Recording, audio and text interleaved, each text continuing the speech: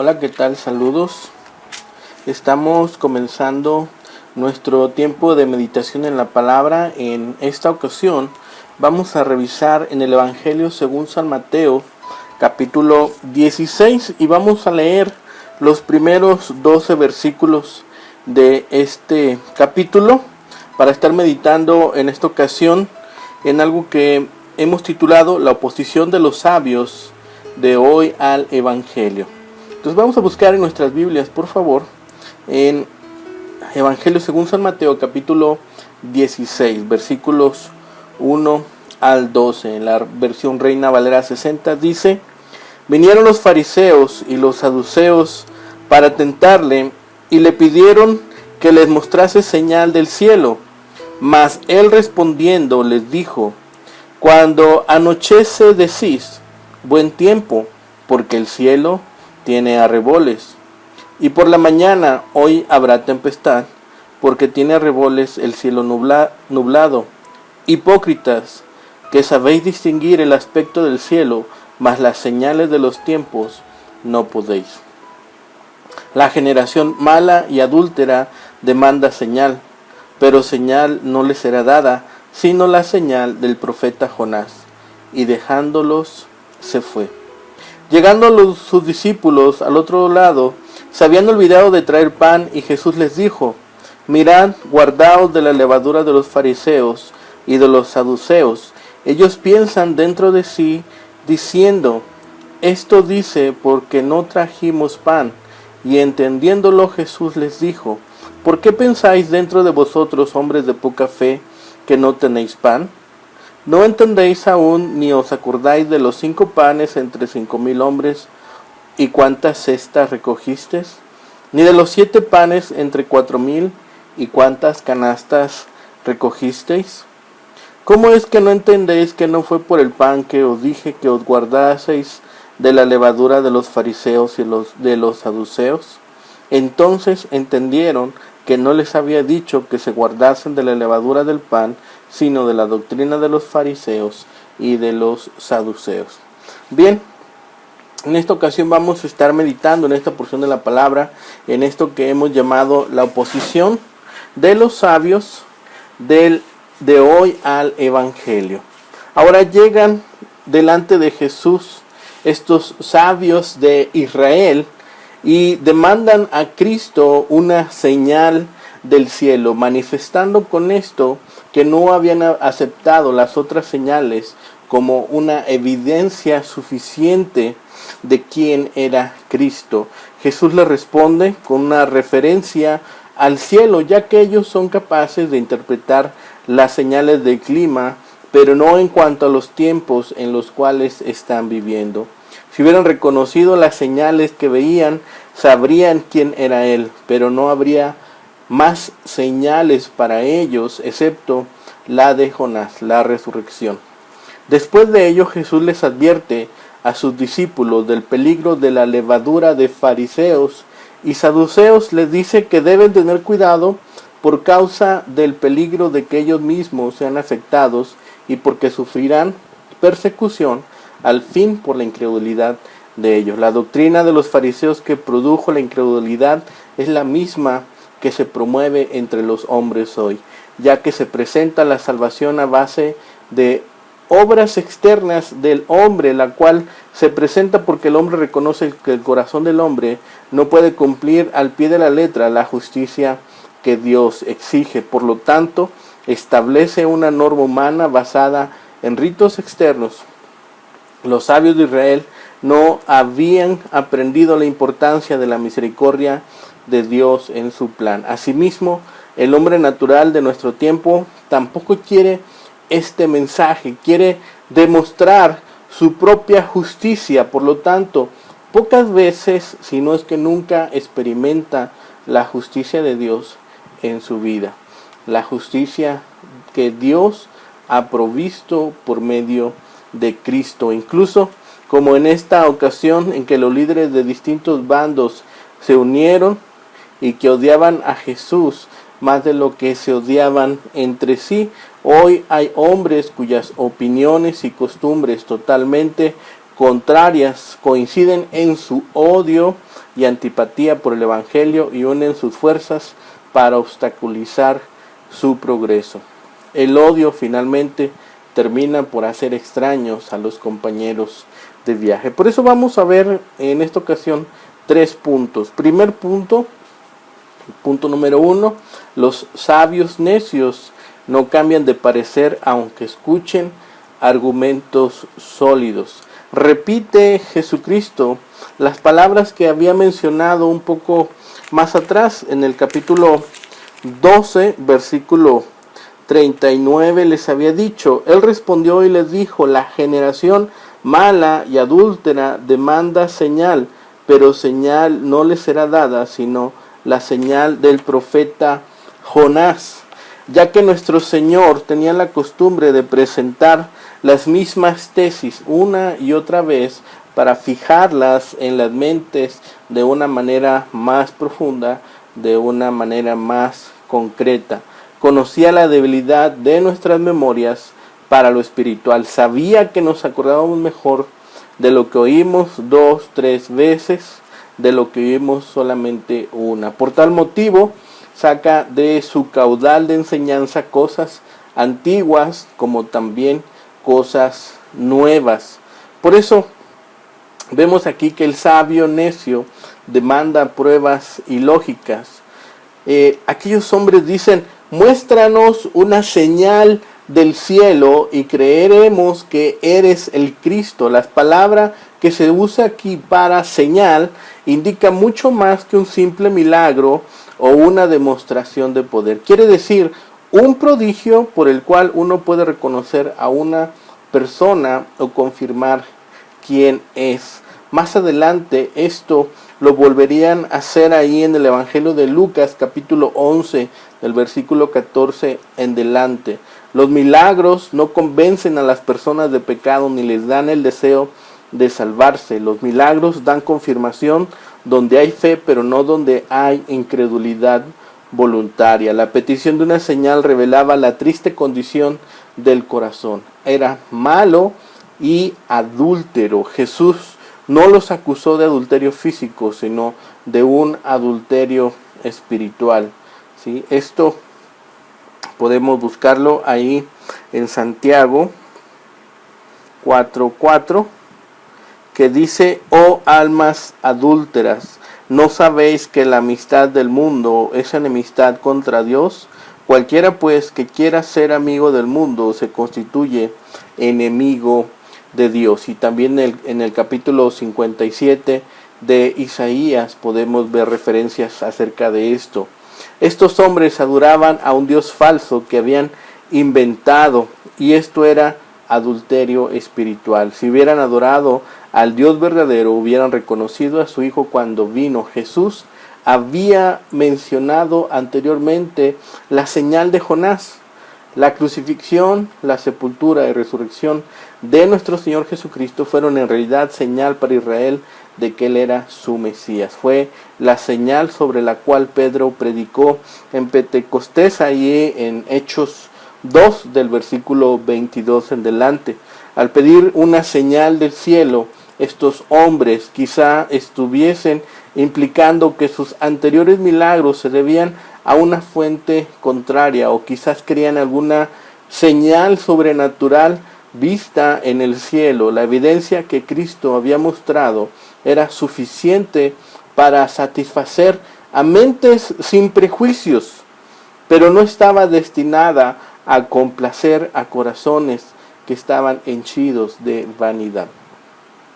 Segundo, también los sabios necios desechan hasta las explicaciones de la naturaleza o las explicaciones naturales. Pensemos, ¿por qué habló Jesús de las condiciones atmosféricas?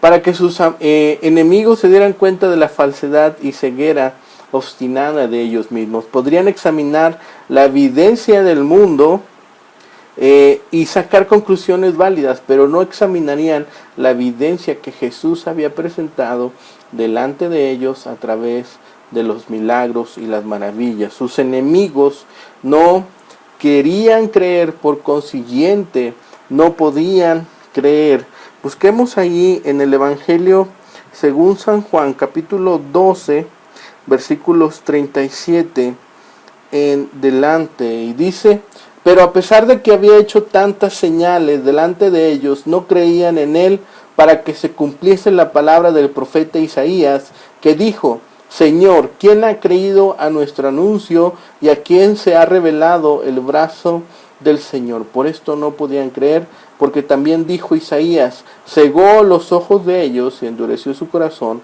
para que no vean con los ojos y entiendan con el corazón y se conviertan y yo los sane. Si los fariseos y los saduceos no carecían de evidencia, les faltaba sinceridad y humildad. Aquí la señal o el milagro es un indicio de una intervención divina, es especial y que aparentemente afectaría el desarrollo natural de las cosas. Es Dios interviniendo en el mundo.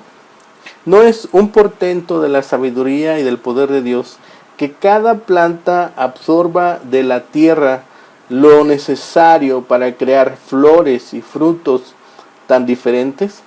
O como dice un escritor contemporáneo, no es de sorprendernos que una vaca pinta, coma hierba verde y de leche blanca. Pero hay algo notable en los milagros de Jesucristo, y esto es su carácter humanitario, siempre respondiendo a las necesidades de las personas. Esto es lo contradictorio en los religiosos de la época de Jesús, que siempre buscaron ver algo espectacular, y a quienes jamás les interesó la intervención divina a través de los milagros para ayudar a la gente. Prefirieron una señal del tiempo meteorológico antes que una señal de ayuda al prójimo, sobre la sagacidad que poseían para otras cosas, especialmente para pronosticar el tiempo que iba a ser. Hay diversas normas científicas que hoy conocemos para pronosticar el tiempo, pero incluso los pastores y agricultores de nuestro país, de México, les basta solamente observar y su experiencia para acertar con tanta precisión como los científicos sobre el tiempo que habrá en tal fecha. Aunque no sepamos cómo están suspendidas las nubes, como dice Job ahí en el capítulo 36, versículo 16, sí que podemos predecir lo que van a hacer. Tercero, también los sabios necios tienen como intención poner todo a prueba sin sentido. Se le acercaron a Jesús para tentarle, no para que les enseñara, sino para tenderle una trampa. Cuando hacía señales en la tierra, decían: no echó fuera a los demonios, sino por Belcebú, príncipe de los demonios. Si hacía milagros del cielo, podrían decir: es virtud del príncipe de la potestad del aire. Cuando sus antepasados habían visto las señales, decían de Dios: podrá poner mesa en el desierto, Salmo 78, 19, busquémoslo por favor. Salmos 78, 19 dice: y hablaron contra Dios diciendo: ¿podrá poner mesa en el desierto? He aquí ha herido la peña y brotaron aguas y torrentes inundaron la tierra. ¿Podrá dar también pan? ¿Dispondrá carne para su pueblo? El propósito de sus enemigos era tentar a Jesús, probarlo, con la esperanza y la expectación de que fracasara y de que ese modo sería públicamente desacreditado. Los milagros que Cristo obraba, la afluencia de las multitudes a la autoridad con que enseñaba, eran claras indicaciones de que el reino de los cielos estaba al alcance de la mano y que llegaba el día de la visitación de ellos. Es gran hipocresía buscar señales a nuestro gusto cuando menospreciamos las que Dios nos envía. La gran desgracia de las masas es no percatarse del final que les espera, triste y eterno final, por negarse a recibir a Cristo como único Salvador. Ahí en el libro de los Hechos, capítulo 4, versículo 12 podemos leer: y en ningún otro hay salvación, porque no hay otro nombre bajo el cielo dado a los hombres en que podamos ser salvos.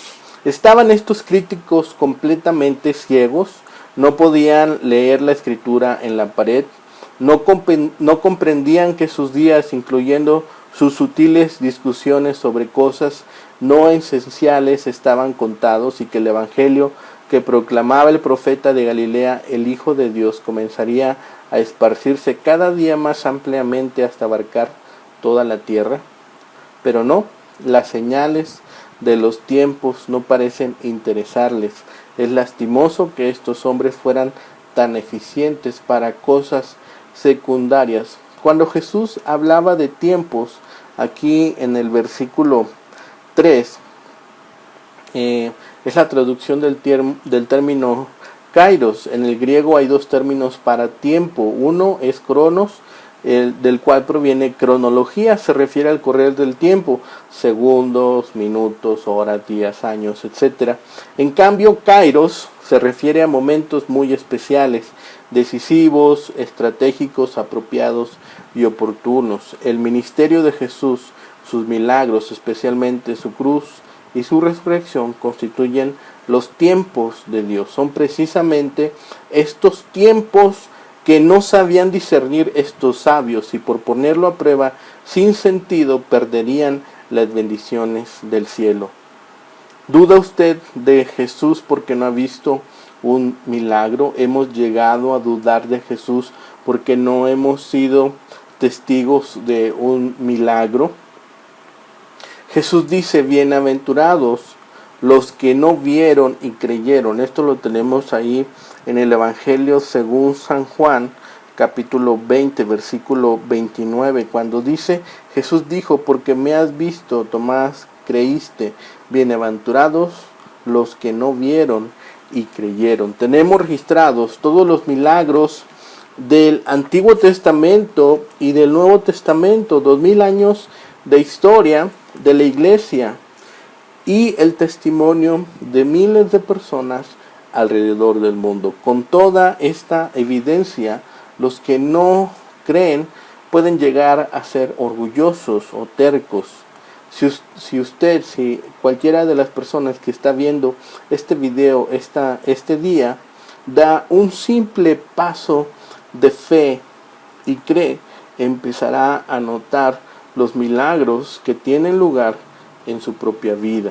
Aquellos hombres sabios, según sus propios pensamientos, quedan abandonados a su suerte, al destino que ellos, por la dureza de su corazón, han elegido para sí mismos. Punto número 2. Los sabios necios son motivo de cuidado para evitar caer en sus argumentos. En esta porción tenemos la conversación de Jesús con sus discípulos acerca del pan y de la levadura. Como en otras ocasiones, al hablarles él de cosas espirituales por medio de comparaciones, ellos le entienden mal por pensar en cosas materiales. La ocasión de esta conversación fue el olvidarse ellos de traer pan. Lo vemos ahí en el versículo 5, dice: llegando sus discípulos al otro lado, se habían olvidado de traer pan, ¿sí? Como tenían esta costumbre de llevar pan en cada viaje, es notable cómo la mente de cada persona suele entender las cosas de acuerdo con sus preocupaciones respectivas. Sin duda, los discípulos habían dejado olvidada la provisión abundante de las 7 canastas llenas de pedazos de pan, o simplemente lo habían dado a la multitud, y esto era lo que les inquietaba. Jesús, en cambio, tenía en la mente ocupada con el pensamiento de la hipocresía perversa de los fariseos. Pensemos, sin embargo, piadosamente de los discípulos, atribuyendo su olvido no a la preocupación por otras enseñanzas de Jesús y recuerdo de sus asombrosos milagros. No es culpa de los buenos cristianos si a veces se olvidan de las cosas de este mundo por tener la mente ocupada en las cosas espirituales. Con todo, el equilibrio perfecto se obtiene en mantener la cabeza en el cielo y los pies en el suelo. pensando y poniendo la vista en las cosas celestiales mientras vamos mientras vamos observando dónde ponemos nuestro pie durante nuestro caminar. Por eso debemos cuidarnos, porque podemos ser extraviados. Jesús les da la advertencia para que se guarden de la levadura de los fariseos y de los saduceos. Es una solemne advertencia. Es obvio que le dolía en su corazón las falsas doctrinas que veía entre los judíos y la perniciosa influencia que éstas tenían. Fijémonos bien en lo que dicen esas palabras. Aún los mejores hombres siguen siendo simplemente hombres y en cualquier momento puede caer en tentación. El que piensa estar firme, mire que no caiga. Dice la palabra de Dios en primera carta a los Corintios capítulo 10 versículo 12. Dice: así que el que piensa estar firme, mire que no caiga. Si queremos amar la vida y ver días buenos, no pensemos nunca que no necesitamos ese consejo. Mirad, guardaos. A menudo en el ministerio de Jesús la gente comprendió mal sus palabras, interpretándolas literalmente en lugar de espiritualmente. Discernamos espiritualmente para evitar ser extraviados. Segundo, debemos cuidarnos porque podemos ser influenciados por falsas doctrinas. ¿De qué advierte nuestro Señor a sus apóstoles? De la doctrina de los fariseos y de los saduceos. Los fariseos eran formalistas que confiaban en su propia justicia, y los saduceos eran escépticos, librepensadores e infieles. Así, aún el mejor y más santo de los creyentes tiene que estar siempre alerta. ¿Cuál es la imagen que emplea nuestro Señor para describir las falsas doctrinas de las que advierte a sus discípulos? Le llama levadura, ya que al igual que una porción de levadura que podría parecer pequeña en comparación de toda la masa de la verdad, al igual que la levadura, una vez que fuesen aceptadas, empezarían a actuar de manera secreta y silenciosa. Al igual que la levadura, cambiarían progresivamente la naturaleza de la misma religión con la que se mezclaran. El gran médico sabía bien que las doctrinas de los fariseos y las doctrinas de los saduceos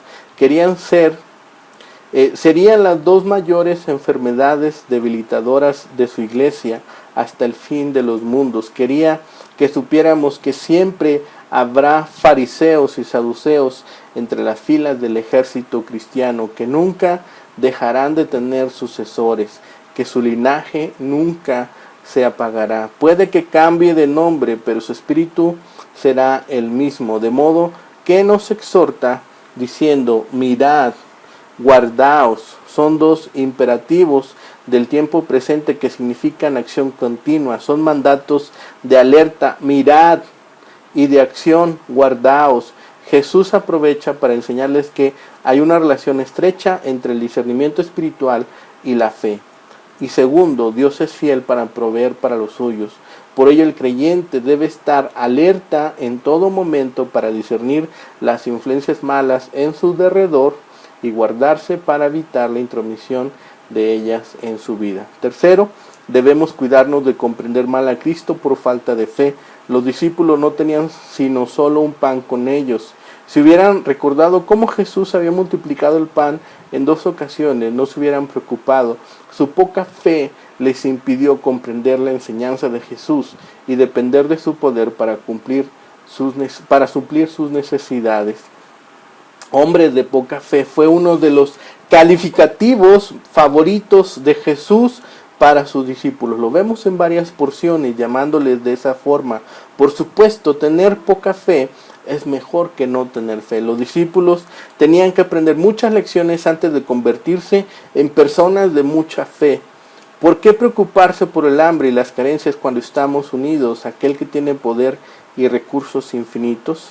La poca fe en Dios lleva a dos faltas importantes en la vida espiritual. Primero, falta de capacidad para entender o discernir verdades espirituales, y segundo, falta de confianza en la provisión de Dios para nuestras necesidades. Esa falta de confianza en Dios produce ansiedad innecesaria en los discípulos. Jesús llama a sus discípulos hombres de poca fe porque no están recibiendo en forma suficiente en su corazón todo el beneficio que debieran haber derivado de la presencia, las promesas, el poder y amor de su Maestro, y no estaban aplicando al presente las lecciones recibidas hasta ese momento, las lecciones que me han recibido en el pasado. Tercero, es un deber tener un celo santo para no ser afectados en nuestro cristianismo. Prestemos atención a este aviso de forma personal, teniendo un celo santo por nuestras propias almas. Recordemos que el fariseísmo y el saduceísmo sostienen una lucha constante por el dominio de la iglesia de Cristo. Algunos quieren añadir cosas al evangelio, otros quieren quitarle cosas, algunos quieren enterrarlo y otros querrán podarlo hasta dejarlo en nada. Algunos lo ahogarían amontonando sobre él añadiduras y otros lo desangrarían sustrayendo sus verdades. Ambas partes coinciden en un solo punto. Ambas matarían y destruirían la vida del cristianismo si lograran salirse con la suya. Velemos y oremos respecto a ambos errores y estemos alerta. No añadamos nada al evangelio para agradar al mundo y lograr empatía. No quitemos nada del evangelio para agradar al pensamiento postmodernista. Que nuestro principio sea, como dice aquel dicho mexicano, solo la verdad, toda la verdad y nada más que la verdad, sin ningún añadido ni ninguna sustracción. Por ello debemos vivir un cristianismo que no sea solamente de forma externa. Al referirse a la levadura de los fariseos y de los saduceos, señalaba su mala doctrina y conducta. En Lucas 12, capítulo 12, versículo 1, se define la levadura de los fariseos como hipocresía. Profesaban adherirse a la palabra de Dios en sus más precisos detalles, pero era una obediencia externa y superficial. Interiormente eran malos y estaban corrompidos. Su levadura era el racionalismo, eran los librepensadores de su tiempo, y a semejanza de sus liberales actuales habían erigido un sistema de dudas y negaciones. Negaban la existencia tanto de ángeles como de espíritus, la resurrección del cuerpo, la inmortalidad del alma y el castigo eterno. Esta levadura de escepticismo, si se tolera, se extenderá e impregnará como la harina en los alimentos. Cada maestro puede comprender la atención que estaba sometida, a la que estaba sometida la paciencia del maestro de maestros al enseñar dichas cosas. Por eso, segundo, debemos vivir un cristianismo que sea lleno de entendimiento y no olvidadizo. No importa que no tuviesen la cisterna los discípulos cuando tenían el manantial junto a ellos. ¿No entendéis aún ni os acordáis? ¿Cuántas veces merecemos un reproche semejante por ser tan tardos de entendimiento y tan olvidadizo de lo que de veras importa? ¿No os acordáis de las cestas y canastas que recogisteis? Estas cestas y canastas eran como memoriales destinados a no dejar en el olvido tan importante ayuda, tan importante provisión. Quien en las dos ocasiones pudo proveerles de manera tan abundante, seguramente podía proveerles ahora de lo necesario. Recordar los beneficios recibidos de Dios en el pasado es un buen remedio para preservarnos de la ansiedad del presente. Los discípulos de Cristo deberían avergonzarse de su lentitud y torpeza en entender las cosas de Dios. A Jesús le desagradó que los discípulos se imaginasen que él estaba pensando como ellos en el pan material, cuando su alimento era hacer la voluntad de su Padre. Esto ya lo había dicho ahí en Juan 4:34.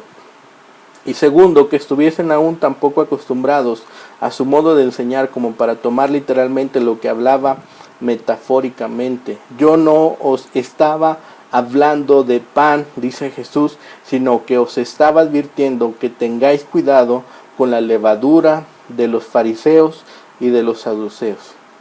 Tercero, debemos vivir un cristianismo que se preocupa por seguir profundizando en la palabra. La rectificación del error mediante este reproche, entonces se dieron cuenta de lo que había querido decir. Ahí en el versículo 12 dice: entonces entendieron que no les había dicho que se guardasen de la levadura del pan, sino de la doctrina de los fariseos y de los saduceos. ¿Sí? Se recordaron, y no tuvo que decírseles expresamente, sino repetir lo que ya había dicho antes. Así les obligaba a comprender por sí mismos el sentido que antes no habían entendido. Así nos enseña Cristo en el interior del corazón por medio del Espíritu de sabiduría, y nos abre el entendimiento de la palabra por medio del Espíritu de conocimiento. Las verdades más valiosas son aquellas que nosotros mismos nos hemos ocupado en profundizar. Lo que ocurrió a los discípulos en la manera errónea de interpretar las palabras del maestro sobre la levadura de los fariseos, nos ocurre a veces a nosotros cuando leemos o oímos solamente entre líneas, en el sentido de formarnos ciertas opiniones e interpretaciones a la ligera y a menudo equivocadas. Con humildad y constancia pidamos que el Señor nos abra la mente para que podamos interpretar, creer y aplicar bien su palabra. Finalmente, concluyendo, la luz brilló sobre ellos, de modo que entendieron que Jesús estaba advirtiendo contra la enseñanza de los fariseos y de los saduceos. Ellos comprendieron, entendieron, vieron el argumento después de esta elaborada reprensión y explicación que por levadura Jesús estaba dando a entender su enseñanza y asimismo la doctrina de estos hombres sabios según su propia opinión. Hoy también hay señales que hablan con claridad. La nación de Israel, la creciente ola de falsas doctrinas, las conmociones civiles, los terremotos en distintos lugares, el desenfrenado aumento de la corrupción y la violencia, el auge del ocultismo influido por potestades malignas, esta misma emergencia sanitaria que estamos viendo hoy en el mundo, en medio de ella está la voz de Dios también comunicándonos su mensaje y otras tantas indicaciones de que estamos en el cumplimiento de tiempos proféticos. ¿Discernimos realmente estas señales como iglesia, como congregaciones, como creyentes? ¿Tienen para nosotros algún mensaje? ¿Sabemos comportarnos a la luz de ella y a la altura según las expectativas que Dios quiere que nosotros mostremos como creyentes? Cuidémonos de los sabios de este mundo, porque como dice en 1 Corintios capítulo 3 versículo 18 al 23, nadie se engañe a sí mismo. Si alguno entre vosotros se cree sabio en este siglo, hágase ignorante para que llegue a ser sabio, porque la sabiduría de este mundo es insensatez para con Dios, pues escrito está: Él prende a los sabios en la astucia de ellos. Y otra vez, el Señor conoce los pensamientos de los sabios que son vanos. Así que ninguno se gloríe en los hombres, porque todo es vuestro, sea Pablo, sea Apolo, sea Cefas, sea el mundo, sea la vida, sea la muerte, sea lo presente, sea lo porvenir, todo es vuestro, y vosotros de Cristo, y Cristo de Dios. Oremos. Bendito Padre y Señor, gracias por este tiempo, Señor, que nos permites abrir libremente tu palabra. Gracias, Señor, porque el día de hoy todavía lo podemos hacer de manera libre y compartir de tu enseñanza en tu palabra, Señor, y cada uno de ellas tomar alimento para nosotros, para nuestra vida, para nuestras familias, para nuestras comunidades. Gracias, Señor, por tu amor y por tu provisión hasta el día de hoy. Y, Señor, te pedimos por aquellos que hoy están extraviados, no solamente en las enfermedades, Señor, sino también en los pensamientos que le están llevando a destrucción. Te pedimos por ellos, Señor, para que alcancen misericordia y que tu amor, Señor, también les permita reconocer a Cristo como Señor y Salvador un día. Gracias, Señor, por todas estas cosas, y todo lo dejamos en tus manos y lo pedimos en el bendito nombre de Cristo, Señor y Salvador nuestro. Amén. Pues gracias a cada uno de ustedes, gracias por este tiempo en el cual el Señor nos permite estar meditando en su palabra, y seguiremos adelante con su amor, con su misericordia y con su gracia. Una bendición para todos ustedes, y si Dios lo permite, el día de mañana nuevamente estaremos aquí para meditar en su palabra. Hasta pronto, el Señor les bendiga.